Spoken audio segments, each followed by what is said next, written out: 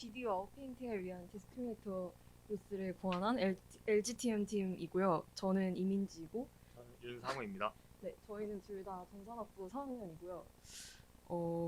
네, 저희 둘 다 이제 AI 대학원에서 인턴을 하고 있고, 이제 상우는 주로 컴퓨터 비전 제너레이티브 모델 쪽 연구를 하고 있고, 저는 이제 셀프 슈퍼바이스 러닝이랑 헬스케어 쪽 하고 있습니다. 네. 그래서 먼저 목차부터 설명드리자면 인트로부터 하고 그 다음에 저희가 제시한 방법을 설명을 드리고 그 다음에 지금까지 나온 결과와 컨클루전을 설명드리겠습니다. 또 마지막으로 이제 AI 펠로우십에서 저희가 느꼈던 점들과 이제 멘토님들께 감사한 부분을 설명드리겠습니다. 네, 그래서 먼저 이제 비디오 아웃페인팅이 무엇인지 태스크 자체가 생소하신 분들이 많을 텐데요. 일단 비디오 아웃페인팅은 비디오의 외곽 범위에 있는 리전을 새롭게 제너레이트하는 것을 말합니다. 그래서 이제 비디오의 화면 비율을 바꾸고 싶을 때 단순히 비디오를 스트레칭하는 것이 아니라 새로운 컨텐츠를 만들어내서 자연스럽게 비디오를 확장할 수 있도록 하는 것이 비디오 아웃페인팅의 목적입니다. 네, 그래서 이런 식으로 검은색으로 지금 표시된 부분들이 확장되고 있고요. 네, 그래서 왜 아웃페인팅이 중요한지 먼저 배경을 설명드리자면 일단은 이제 넷플릭스나 디즈니 플러스 등 이제 많은 콘텐츠 제공 플랫폼에서 이제 사용자가 사용하는 기기의 화면 비율에 맞춰서 비디오를 조정하고자 하는 수요가 있고요. 또 이제 유튜브의 최근 업데이트를 보면 이렇게 비디오를 보여줄 때 오른쪽을 그냥 검은색을 보여주는 게 아니라 비디오에서 추출한 색깔 중에 하나로 채워서 이제 사용자들에게 더 자연스러운 비디오를 제공하려고 하는 시도가 있었습니다. 그래서 이제 비디오의 화면 비율이 이제 사용자들에게 미치는 영향이 크다는 점을 이런 업데이트를 통해 알 수 있습니다. 네, 그런데 이러한 수요에 비해서 비디오 아웃페인팅 연구는 많이 이루어지지 않았는데요. 일단 대표적으로 그 연구 중에 하나가 이제 2022년 CVPR 워크숍에 나온 Complete and Temporally Consistent Video Outpainting이라는 논문인데 이제 이 논문의 이제 가장 큰 문제점은 이 비디오가 이게 움직이는 걸 보면 아시겠지만 이렇게 오브젝트가 바깥쪽으로 나갈 때 그냥 잘리는 것을 보실 수 있습니다. 이렇게 되는 이유는 이제 저희는 줄여서 C2CVO 논문이라고 부르는데 이 논문에서 이제 제시한 방법이 이제 한 번에 이제 엔드 투엔드로 제너레이션을 하는 것이 아니라 이제 오브젝트를 이제 백그라운드로부터 디태치를 한 다음에 백그라운드만 컴플리션을 하고 다시 그 디태치한 오브젝트를 붙이는 식으로 이제 모델이 이루어져 있기 때문입니다. 그래서 사실상 포그라운드 제너레이션 하지 못하는 이 방법은 비디오 아웃페인팅 문제를 제대로 이제 해결했다고 볼 수가 없죠. 또한 아까 말씀드린 방법들 하나하나에 다 딥러닝 모델 하나의 인퍼런스가 들어가기 때문에 딥러닝 모델을 3개나 사용을 합니다. 그래서 이제 인퍼런스 속도가 매우 느리고요. 그래서 저희가 제시한 방법은 상대적으로 훨씬 더 연구가 많이 되고 있는 비디오 인페인팅 모델을 잘 파인 튜닝 해가지고 아웃페인팅 태스크에 적용하자는 것인데요. 일단은 비디오 인페인팅 모델이 얼마나 성능이 괜찮은지 그걸 먼저 간단히 이제 그쪽 논문의 이제 데모 비디오를 보여드리자면 이런 식으로 오브젝트 마스크가 주어졌을 때 지우거나 네, 좀 뒷부분에 가면은 이렇게 백그라운드 말고도 이제 포그라운드를 잘 생성하는 것도 보실 수 있는데 네, 일단은 오브젝트를 지우는 것뿐인데 네, 어쨌든 이제 뭐 백그라운드든 포그라운드든 모두 이제 잘 생성해낼 수 있고 이제 네, 그러한 모습을 보실 수 있습니다. 그래서 이 논문 외에도 이제 비디오 인페인팅 자체가 이제 컴퓨터 비전에서 굉장히 많이 연구가 되고 있어서 그러한 쪽의 어드밴스를 아웃페인팅에 잘 사용할 수 있으면 성능에 크게 향상이 있을 수 있겠다라는 이제 결론을 내었습니다. 하지만 이렇게 비디오 인페인팅 모델이 아무리 인페인팅에 잘 된다고 하더라도 아웃페인팅에 바로 적용하는 것이 잘 되진 않았는데요. 네, 일단은 네, 이 이미지를 보시면 이제 노란색으로 친 부분이 생성된 부분인데 굉장히 블러가 많이 생기는 걸 보실 수 있습니다. 그런데 저희가 또 발견한 것은 이게 이제 학습이 안 돼서 그런 게 아니라 이제 이 비디오 인페인팅 모델을 가지고 아웃페인팅 마스크로 파인 튜닝을 더 시켜도 저 블러가 더 나아지지 않는다는 거를 발견을 했고요. 그래서 기존에 이제 그러면 비디오 인페인팅 모델 프레임워크에서 어떤 부분이 아웃페인팅을 불가능하게 만드는 것인지 좀 확인을 해보는 여러 실험들을 거쳤고 그 과정 중에서 디스크리미네이터가 문제라는 것을 이제 발견했습니다. 그래서 일단은 먼저 디스크리미네이터가 왜 여기서 나오는지부터 말씀을 드려야 될 것 같은데요. 일단 많은 이제 이미지 또는 비디오 제너레이션 프레임워크에서 그 리컨스트럭션 로스뿐만 아니라 애드버서리 로스를 같이 써주는데요. 일단 네, 그 이유는 이제 리컨스트럭션 로스, 뭐 L1, L2 등 가지고만 학습을 하면 이제 사람이 보기에 퍼셉추얼리하게 별로 좋지 않은 결과가 나올 수 있고 또 이제 블러한 결과가 나올 수 있어서 이제 그 과정 중에서 같이 디스크리미네이터를 학습을 시켜서 그 디스크리미네이터가 비디오가 진짜로 데이터에서 나온 비디오인지 생성된 비디오인지 판단을 하게 해서 그 로스를 가지고 학습을 시키는 네, 시도가 굉장히 많이 이루어져 있었습니다. 그래서 굉장히 이제 많은 모델들에서 애드버서리 로스를 추가적으로 사용을 해주고 있고요. 네. 그렇게 해서 이제 디스크리미네이터 로스를 사용하는 이유를 이제 좀 더 자세히 들어가서 세 가지로 나눠보자면 이제 먼저 이제 이게 비디오이기 때문에 한 프레임만 잘 생성된다고 이제 좋은 건 아니잖아요. 왜냐면 계속 움직이니까. 그래서 다른 프레임들 간 그리고 이제 그 한 프레임 안에서 예를 들어서 오브젝트가 똑같은 게 10개가 등장하면 10개가 다 똑같이 생겨야지 겠죠? 왜냐하면 사람은 그게 다른 걸 바로 눈으로 볼 수 있으니까. 그런 컨시스턴시를 이제 네.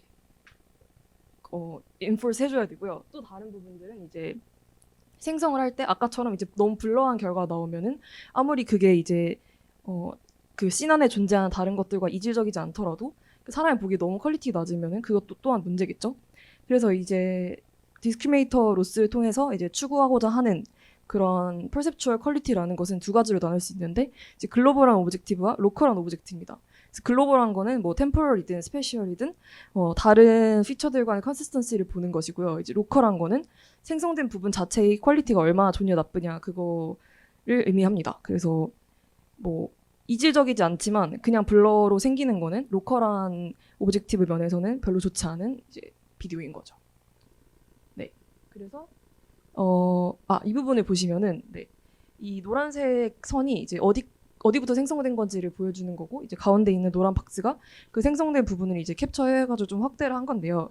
네, 보시다시피 이제 기존에 있는 디스크리미네이터로 이제 기존에 널리 쓰이는 디스크리미네이터로 아웃페인팅을 파인 튜닝 시키면 이렇게 블러한 결과들이 나오는 거를 보실 수 있습니다. 그래서 보시면은 뭐 첫 번째 이미지에서도 배경이 완전히 블러하게 나오고 두 번째 이미지에서도 이제 오른쪽에서 캡처를 한 것인데 이제 배경에 있는 패턴이 다 뭉개져서 나오고 뭐 사람 신발이라든지 또 이제 저 오토바이 왼쪽에 있는 배경이라든지 이런 것들이 다 블러하게 나오고 있죠. 근데 물론 이제 그 전체적으로 이 블러가 이제 사람 눈에 신경을 쓰일 뿐 그러니까 새로운 완전 이상한 패턴을 생성하는 것은 아니죠. 그래서 컨시스턴시 면에서는 괜찮은 결과이지만 이제 퍼셉추얼한 로컬한 오브젝트 면에서는 좋지 못한 결과다라고 말할 수 있습니다. 그래서 이런 식으로 나오는 이유는 이제 비디오 인페인팅에서 널리 사용되는 그 디스크리미네이터 이제 T-패치간 디스크리미네이터가 이제 글로벌한 오브젝티브만을 보도록 이제 디자인이 되어 있기 때문인데요.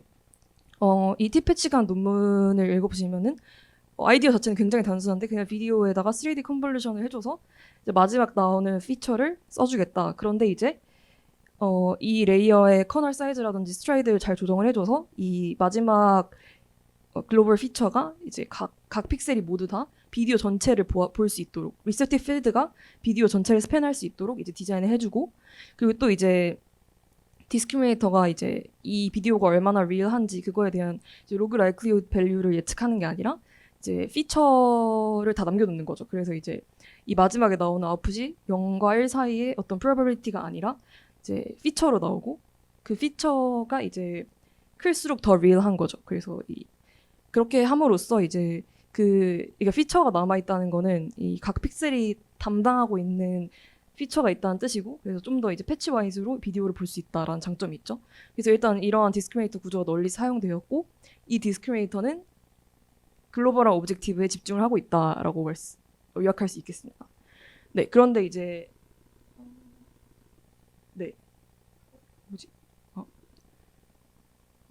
그런데 이제 아까 말씀드렸다시피 저희가 해결하고 싶은 거는 글로벌한 것보다 이제 로컬한 거죠. 이제 로컬하게 나오는 블러한 것들을 이제 해결을 하고 싶고 그에 따라서 저희의 이제 새로운 디스크리미네이터 구조와 아웃페인팅 로스를 설명드리겠습니다. 네. 그래서 먼저 저희가 제시하는 디스크리미네이터는 비슷하게 이제 리셉티브 필드에서 착안을 했다는 거는 이제 전에 설명드린 T-패치간이랑 비슷한데요.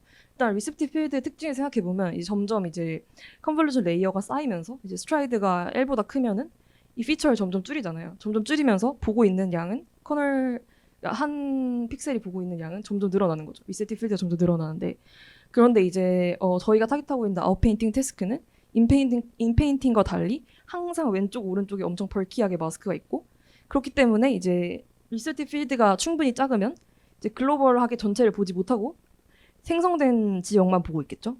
그러면 이제 생성된 지역만 보고서 이제 그러니까 원래 존재했던 것과 비교를 한다는 것 자체가 이제 불가능한 상황인 거죠. 그렇기 때문에 이 디스크리미네이터를 만약 학습을 시키면 이제 초기 레이어들은 피처 익스트랙션을 집중할 거고 좀 뒤쪽 레이어들은 피처를 비교를 해가지고 뭐 어떤 게 진짜고 어떤 게 가짜인지 뭐 전체적인 컨시스턴시를 판단하는 그런 것을 학습할 것이라고 이제 생각을 할 수 있겠죠.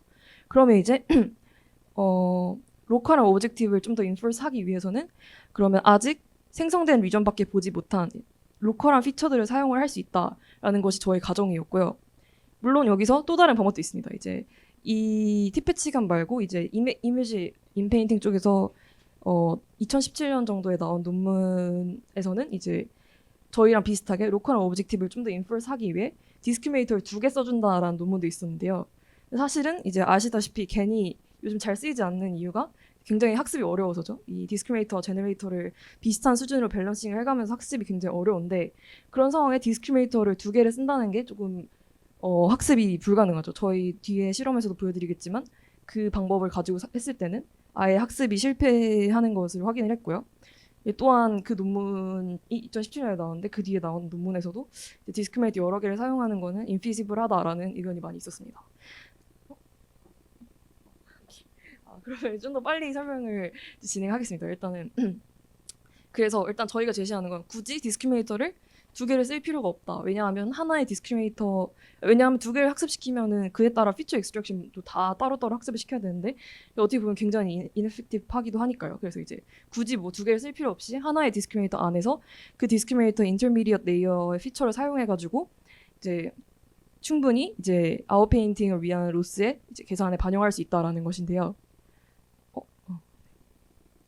그래서 어떤 식으로 하냐면 이제 릴 비디오와 페이크 비디오 이제가 주어졌을 때 이제 걔를 처음에 먼저 초기 레이어들을 통과시켜서 나온 로컬 피처들은 이제 리셋팅 필드가 작기 때문에 이제 그 양쪽 사이드에 있는 픽셀들은 생성된 리전만 보았고 이제 가운데로 갈수록 이제 제너레이트된 리전이 아니라 이제 원래 기존에 존재했던 비디오 리전을 보았겠죠. 그래서 이제 이 중간에 있는 로컬 피처들은 글로벌 컨시스턴시를 계산하는 쪽이 아니라 각 피처, 자기가 본 리셋팅 필드의 퀄리티를 평가하는 쪽으로 학습이 되길 바라는 거죠, 저희는. 그 다음에 그 뒷부분에 가서는 이 피처들을 비교해가지고 전체적인 컨시스턴시를 평가를 하길 바라는 거고요. 그래서 그런 식으로 이제 학습을 시키려면 그 로컬 피처를 로스 계산에 반영을 시키면 되겠죠. 그래서 저희가 밑에 써 있는 수식이 그 로컬 피처들과 글로벌 피처를 모두 반영하는 아웃페인팅 힌지 로스 수식인데요. 일단 간단히 말씀드리자면 이제 이 힌지 로스는 이제 맥시멈 마진 클래시파이어에서 사용되는 로스인데 진짜와 가짜의 마진을 최대한 늘리는 방향으로 이제 학습을 하고 싶은 거죠, 클래시파이어를. 그래서 이제 진짜인 애들은 이제 1 마이너스 그러니까 로스는 왜냐 미니마이즈 하는 방향으로 가니까 맥시마이즈를 하고 싶으면 음수를 붙여야겠죠. 그래서 이제 진짜인 피처들은 이제 증가를 시키고 가짜인 피처들은 감소를 시키는 방향으로 학습을 한다고 보시면 됩니다. 그래서 일단 이 부분은 일단 빠르게 넘어가고 이제 분량 때문에 결과를 바로 보여드리겠습니다.